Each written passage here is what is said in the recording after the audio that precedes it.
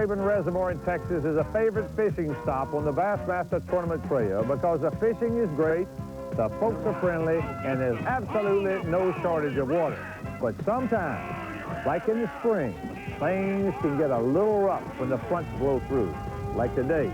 You hang on because it doesn't get much wilder than this tournament, and there's also an unplanned ending. I'm Ray Scott. Stay tuned. The Bassmasters will be right back.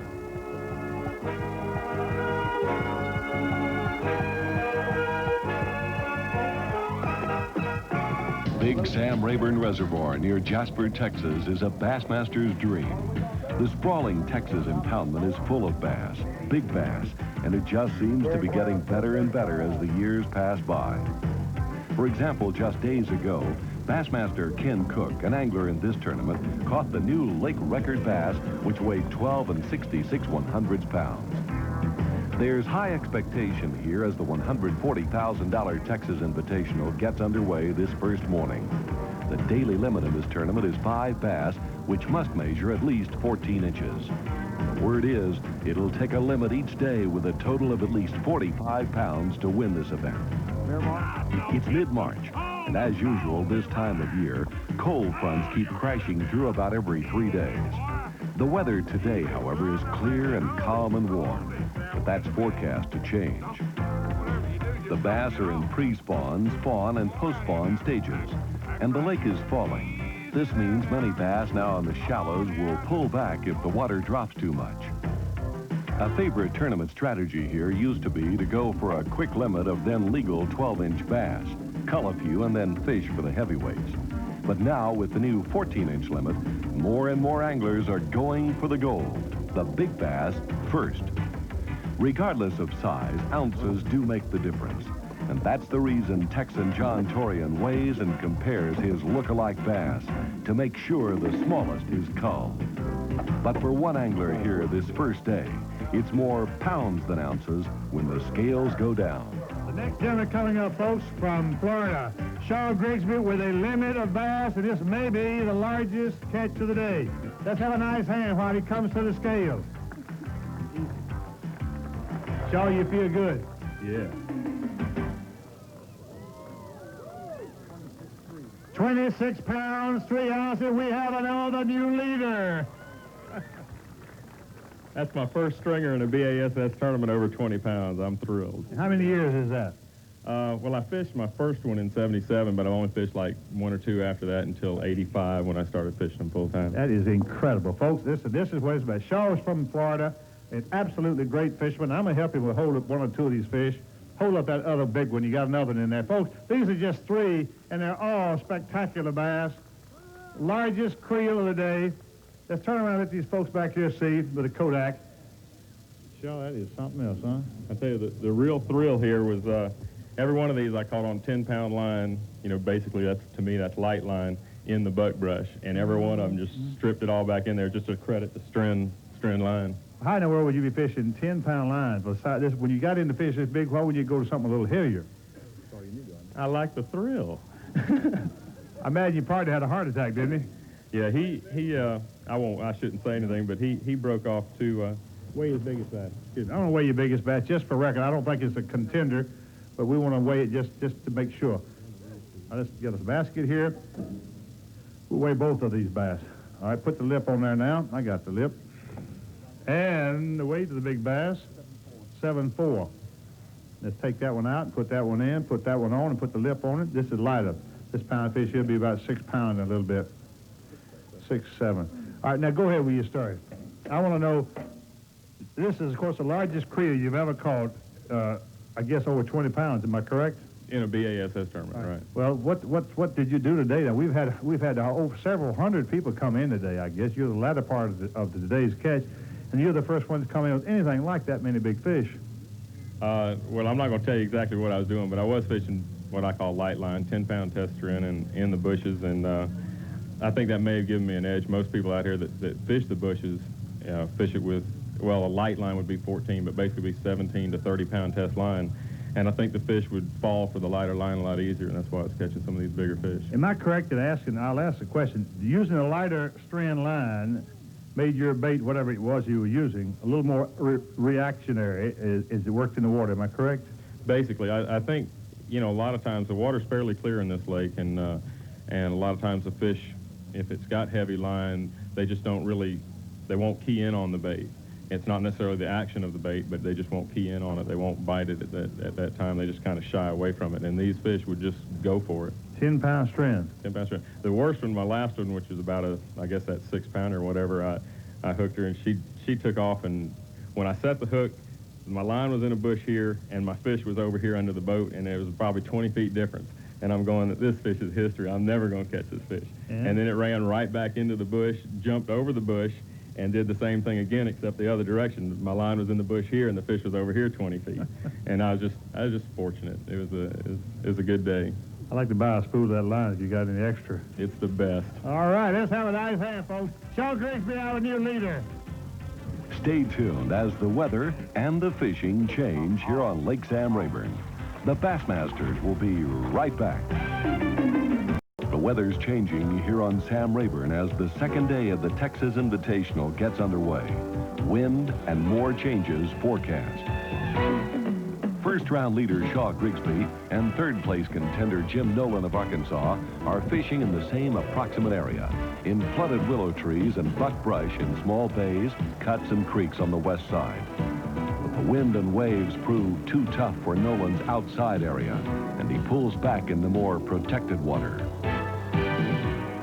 Further inside the area, Shaw Grigsby continues to work his pattern, casting G2s, small tube-worm-type lures into the willows and buckbrush. This Florida angler is considered an expert with these small lures, which he usually throws on 10-pound test line. But today, his bass are slow. Like many of the touring pros, Shaw Grigsby is very methodical, slow, careful, thorough, and effective in his fishing method. And it shows today at the scales. Okay, we've got the leader, Mr. Shaw Grigsby. Shaw yesterday had 5 bass that went 26 pounds, 3 ounces.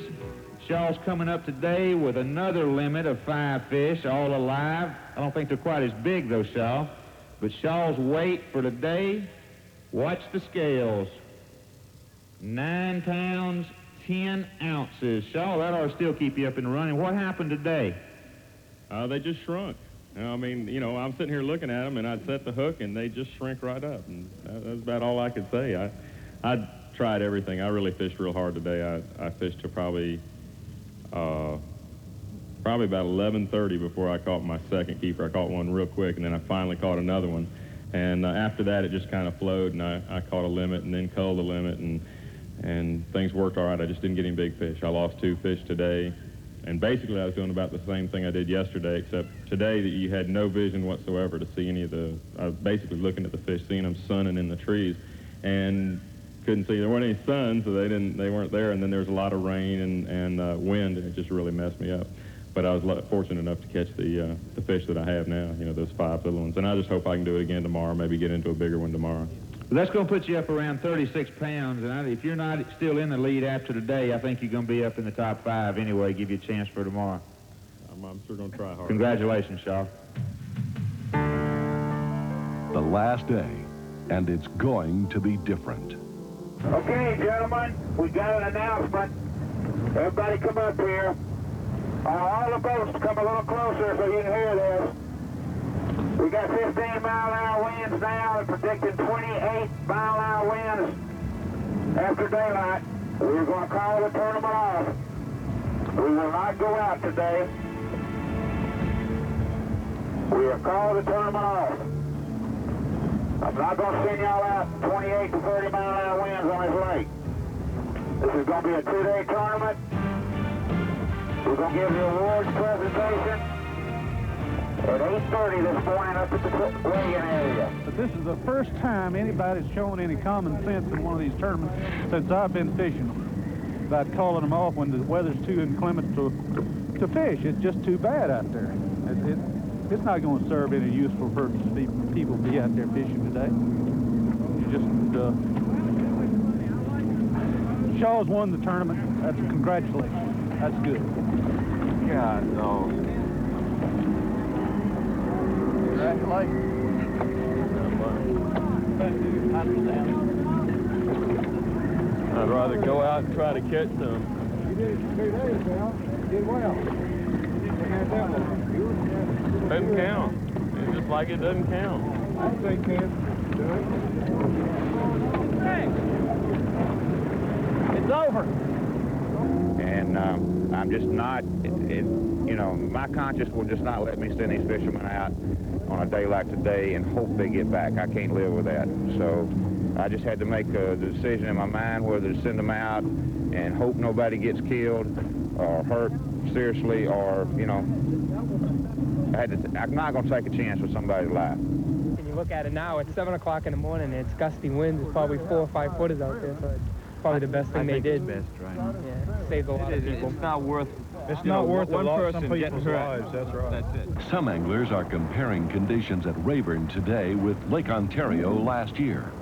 Well, the conditions there were bad, all right. They weren't the same as this because you had a lot more options there. You didn't have to go out in the bad water. You almost have to go out in the bad water here. It's not as bad as it was in New York, and I'd much rather have fished because I needed to make up some more ground. You know, I'm not winning the tournament here, so I needed to catch some more fish. But, you know, I wouldn't have been worried about having a problem. However, I might have been worried about some people that could have had a problem out there. It's pretty nasty. How do you compare this lake with Ontario? Well, you know, we was in 15, 16-foot waves up there, you know, 2 years in a row. And this lake actually, with the waves 8, 10 foot close together, it's really, I had more problem on this lake running it in real rough water than I did in New York. So it's dangerous. There's been a lot of people drowned. Most of the times it's a northwest wind, big front blowing in is what kills people. All my life, I kind of really wanted to get paired with Lonnie Stanley on this lake here, and I got my dream come true. Sitting in 4th place with just 6 pounds behind Shaw, but I'll tell you what, I'm going to stick with Dewey's decision. I think it's a great one. He saved somebody's life today by not having the tournament. The winds are coming out of the northwest. On this lake, it's worse than it can be on Ontario. The waves get real short, real close together, and the boat won't reach across them, and the boat can't get down in them. So somebody could get hurt in this kind of water. And I think Dewey made an excellent decision. I'm going to back him all the way. I don't know what to say. You know, a human life is something that you can't, there's nothing worth that. There's nothing in the world worth a human life.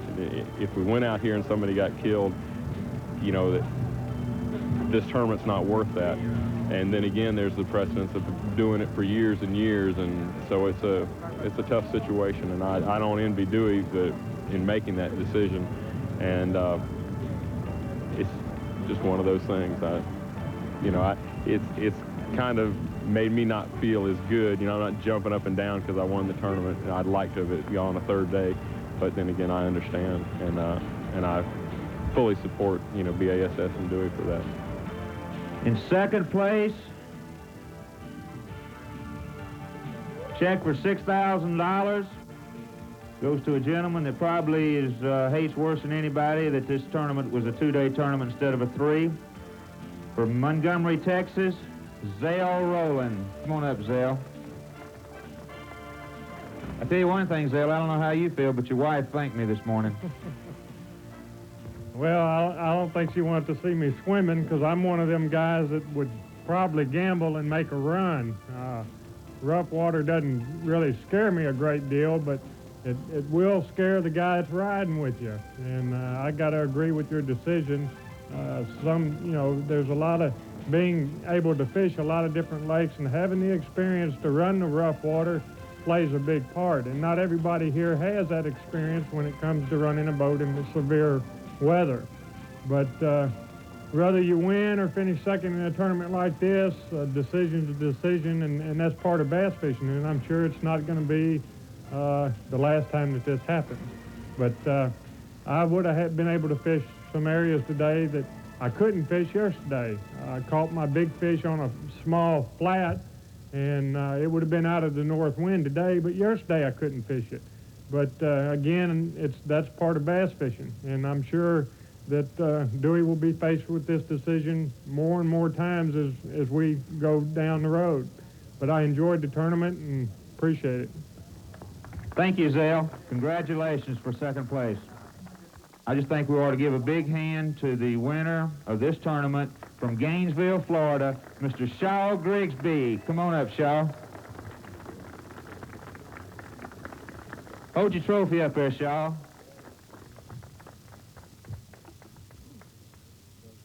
You need the boat paper. You need the boat paper. Oh, you got it. Never mind. Shaw, I want you to lay this down here, and I'll hold your check so it doesn't blow away. And I want you to tell a little bit, just keep holding that trophy if you would, but tell the audience a little bit about how you caught your fish, especially that first day with a big string, and just get a little information on how you won the tournament. The fish I found, I'd actually found 2 weeks ago in pre-practice. I brought my dad up here and my cousin who lives over in Baton Rouge, Louisiana, and we just went out and had a good time and just caught a bunch of fish. At that time they were spawning fish, and I probably, on the last day I was here, I could have caught 5 fish, and the smallest one over 8 pounds would have been that.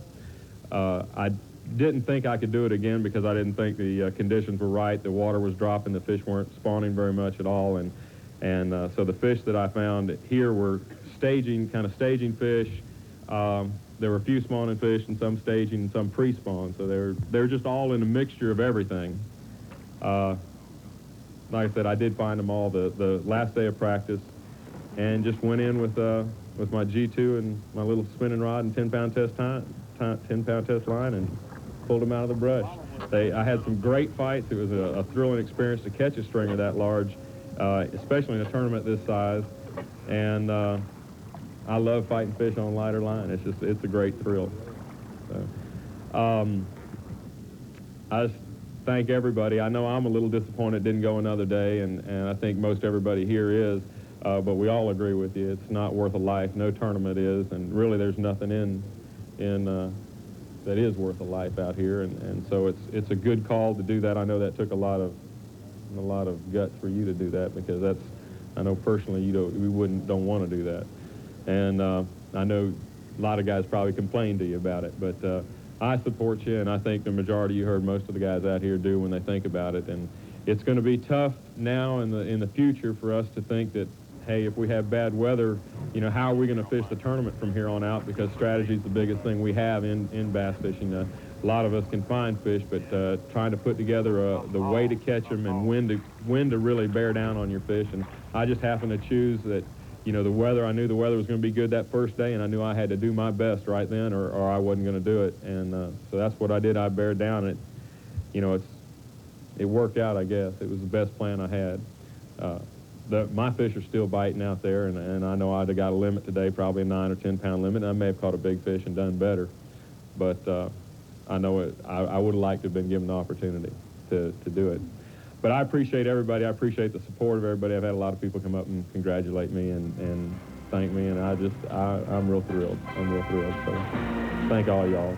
The Bassmasters will be right back with the Pros Pointer. Don't go away. Brought to you by AC Delco. Forecast for the Lufkin-Nacogdoches area. This afternoon, increasing cloudiness with a 30% chance of showers. Southeast wind 10 to 15 miles per hour. One of the most important parts of springtime fishing is to be able to adapt to the weather. We have a lot of cold fronts come in this time of year, and one day it may be in the 70s, the next day it may be in the 30s or 20s, or be in snowmobile suits in the morning and then be in shorts in the afternoon. It's very rough on us, but it's real rough on the fish. So you need to be able to, during the day, be able to adapt to what the weather is doing, and know little subtle differences about how the fish are going to relate to the different weather conditions. If it's rainy and windy, you need to be able to they'll probably be feeding a little heavier. You need to be able to use faster crankbaits or spinner baits, which are very good. If it's a high blue sky, you may have to be with a worm or something that's real subtle, because they'll be real finicky with the high pressure and all. So there are a lot of little things that you have to do, and it's real tough to be able to adapt during the day and change your pattern. And that's really, in all my years of fishing, that's been the real crucial factor, not for my success, but for everybody else's success that I've seen in the past with Larry Nixon and Tommy Martin, all those guys, how fast they adapt in the day. From 9 o'clock in the morning to 10 o'clock, they may change entirely what they're doing because of the weather conditions. true champion, and my hat's off to him. Now, next week, we're returning to Oklahoma's Skytook Reservoir with Angler of the Year, Denny Brower. Now, this is an impoundment we visited 2 years ago when it was in the early stages of being filled. Now it's fuller, it's bigger, and in a sense, a new lake. Now, you'll be in the boat with Denny Brower and Bassmaster Chuck Roberts for their rematch with Skytook's largemouth bass. Join us. There's plenty of bass